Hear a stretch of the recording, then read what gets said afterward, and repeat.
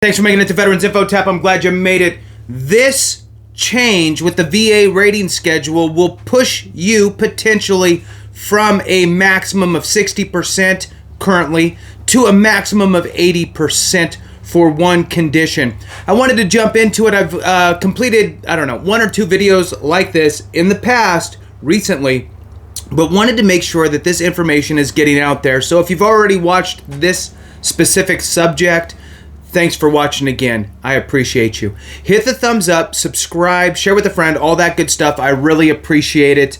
If you want to join the channel to support in other ways, you definitely can. You can do that by going to the home page. You'll see the highlighted members and you can hit the join button there.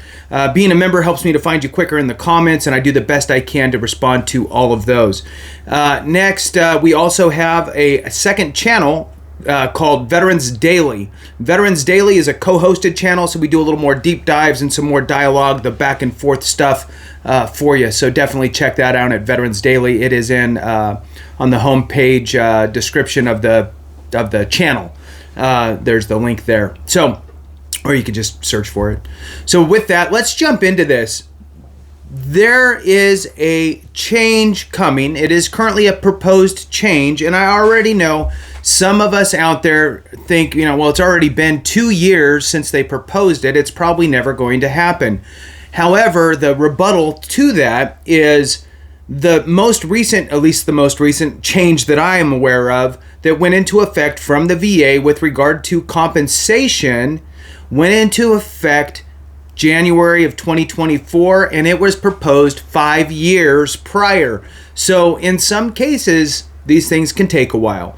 Now, they went through the same process on the Federal Register, public comments, review of those, make any adjustments, and then implementation. So with this is the change of GERD, gastroesophageal reflux disease, bad heartburn, and as it relates to your service connection and getting rated in the rating schedule. The rating schedule currently for GERD, which is the bad heartburn, right? The current situation you have with the rating schedule is a maximum of 60%. And the kicker is that there is no actual diagnostic code for GERD, gastroesophageal reflux disease. However, what they do is they will align it with diagnostic code 7346, which is hiatal hernia. And it seems appropriate when you read the descriptions for each of these ratings that can be assigned for GERD. I'll read you with the, and I'll throw in here that I've taken out the medical jargon words and put in real words so we all understand. So for a 60%, and oh, by the way, stick with me because I am going to tell you how you can package up your claim even if you do not have any evidence in service of your GERD or bad heartburn because you just took antacid over the counter and you didn't have any conversations with anybody and have it actually annotated until way after you were out of service. So you'll have to build a bridge back, and I'm going to talk to you about how you can manufacture some evidence to give you your best shot forward of getting rated for GERD, which is a substantial claim and could push you into obviously higher ratings, but ideally the 100% permanent and total realm. So stick with me because I'm going to jump into that in a minute. Now, so for a 60% in the current schedule, symptoms of pain, vomiting, material weight loss, and vomiting of blood, or, so it's an or, not an and, so or blood in the stool. So either blood in vomit or blood in stool, with moderate anemia or other symptom combinations productive of severe impairment of health. Now, the productive of severe impairment of health, if you have GERD, the answer to that, if anybody ever asks you, in my opinion, right, if they were to ask me directly, do you feel as though there is a severe impairment to your health?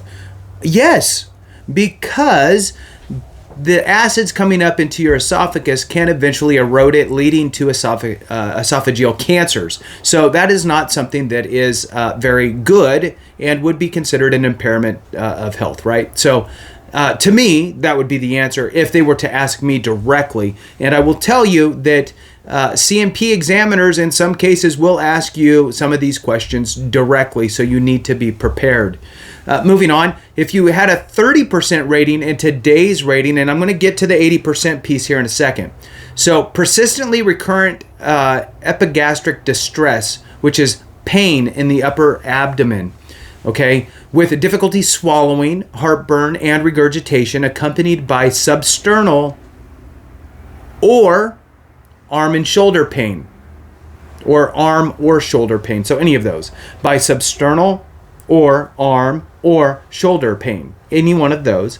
Productive of a considerable impairment of health. And again, the answer of any impairment to health is yes, I would consider.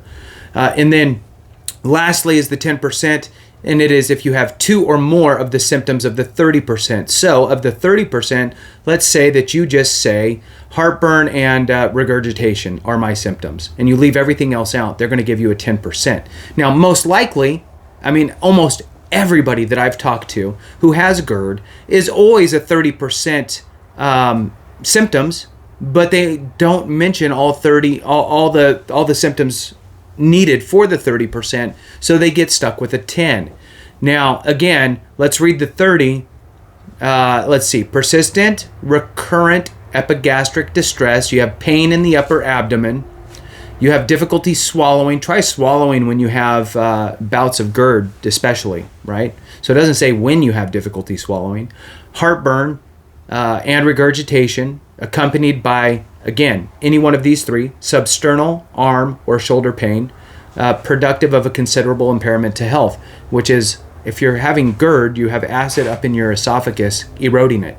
So the answer is yes.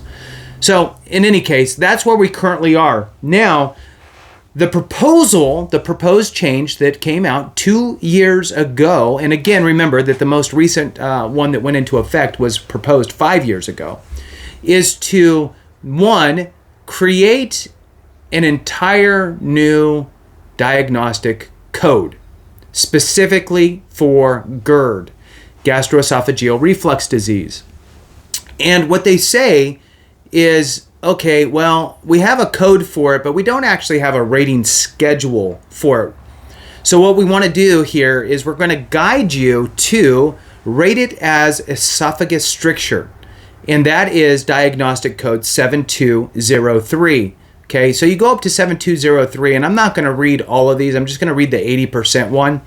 And then after I read this 80% qualifier to get an 80% rating, then I'm going to explain quickly how you can document your GERD even if you didn't actually have anything annotated in your military records. All right, so for an 80% rating with esophagus stricture, it says here, documented history of recurrent or refractory esophageal stricture causing dysphagia, which is difficulty swallowing, with at least one of the symptoms present. So one of these symptoms, not all 3, one.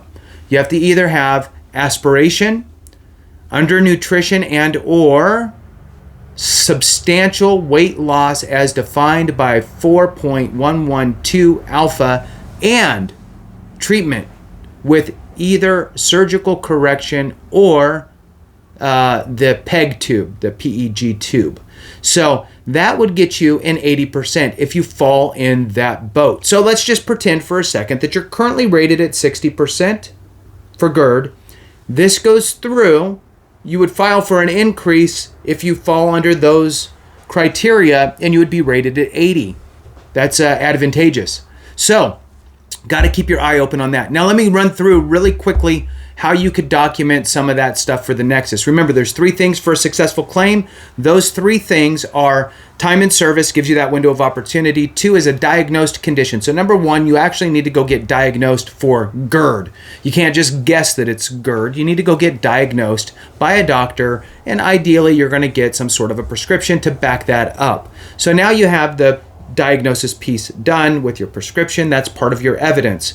Slide that over. Now you have number 3, which is the Nexus. You need to show the VA that your, in this case, GERD, has manifested due to or not due to in this case, manifested during your time of service, that window of opportunity, right? So you don't have anything. Okay, now the ideal situation would be is that you actually got diagnosed during your time of service, which automatically creates the nexus. The second best thing is that you've mentioned it somewhere. Maybe you mentioned heartburn on a self-assessment during a physical health assessment, annual physical health assessment. Maybe you checked a box that said that you had experienced heartburn, right? That would be the next best. The last is you don't have anything. So now you need to write a statement yourself stating why you didn't really document any of your GERD during your time in service. It's important to explain why you didn't and how that did not get annotated, because if this gets pushed to a judge, the judge can read through it in an appeal at the Board of Veterans Appeals. The judge can read through it and understand the reasoning, right? It's a over-the-counter treatable condition, especially if it's not severe. Over time, it can become more severe. So it makes sense. You need to have everything make sense. So you could explain your situation that you would go to your medic or your corpsman and you get a handful of antacids, the little chalky, chewables. And when you were able to go to a grocery store or whatever, you'd buy your Rolaids or your Tums, and you would buy Mylanta, and you'd sleep with 14 pillows behind you and all that good stuff. And you just self-treated. You would write that statement out, and then you would also have, if you have a spouse that was with you during that time of the military, they could write a letter attesting to knowing that you suffered with GERD during your time in service. If you know anybody that you served with that could attest to knowing that you had suffered with GERD during your time of service, they could also write letters. Those are called buddy statements. Anybody that knew you during your time frame being in can write letters attesting to their knowledge of you suffering with that condition. Then you would also talk with your doctor and have your doctor write you a Nexus Letter. The Nexus Letter is to help establish the nexus for the VA, right? So the doctor would state that you, the patient, have this condition, you're treated with X, the onset was somewhere in your time of service, and that it's at least likely, or it's more than likely, that it has manifested during your time of service. And most doctors aren't going to have an issue writing those letters on the civilian side. So take advantage of getting that Nexus Letter completed.